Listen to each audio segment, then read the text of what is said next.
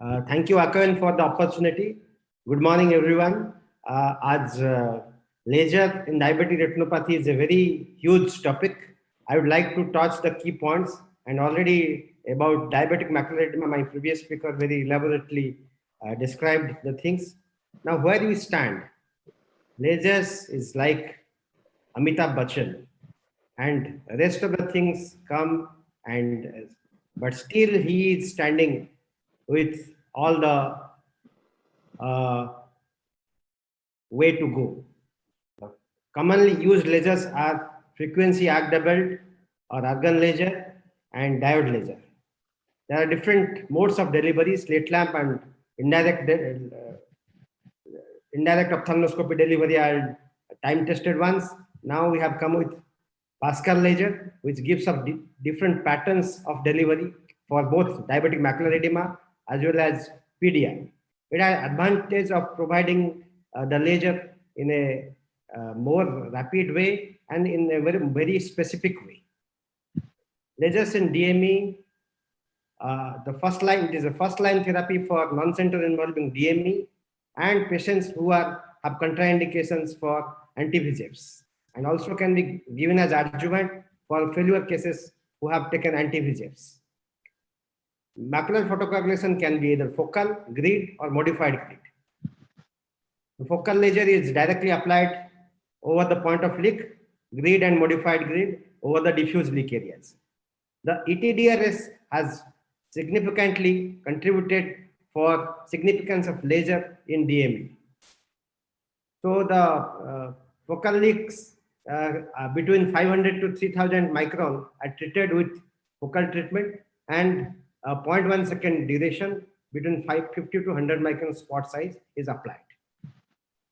This is how the grid laser is applied in the temporal area, and modified grid where both combination of and grid are given. So diabetic retinopathy study validates the usefulness of lasers in DME.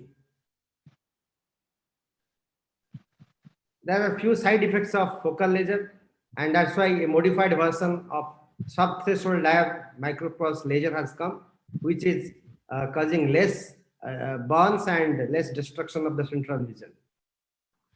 And selective retinal therapy, that is SRT for clinical significant macular edema, also has the advantages of very specifically treating the areas.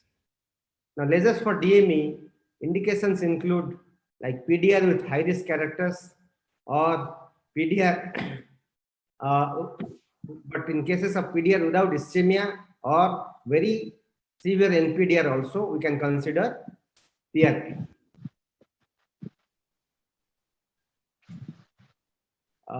Indication of PRP also includes situations where we cannot give anti-VEGF like pregnancy, nephropathy, cardiac failure, and situations where we cannot go for anti-VEGFs.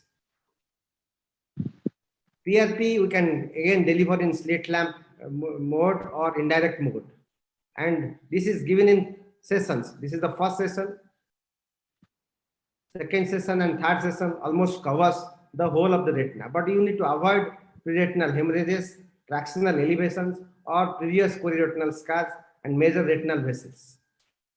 These are the parameters how we deliver treatment for diabetic macular edema and PDI. This is how a good lasered retina looks after a pan-retinal photocoagulation. Additional PRP may be considered for non-regressing new vessels, persistent new vessels, recurrent vitreous hemorrhage, or extensive retinal lesions, and the skip lesions. There are a few complications of PRP can be met, and that's why modified lasers like navigated laser has come into play, and it is well documented one. We can go for Navilas when we have contraindications or complications for PRP. You can directly see the areas and put lasers over the desired areas in Navilas. Injections already described by my previous speaker includes anti-VEGFs and steroid. Depending upon the situation, you can give steroid for particularly for DME, but anti-VEGFs can be used both both for DME and PDI. But we are reserving these cases only when we cannot give lasers. So to support this hypothesis, there are different studies which have come, like Protocol S, Protocol T, for this lasers in diabetic retinopathy. The current indications for PPV are really truncated.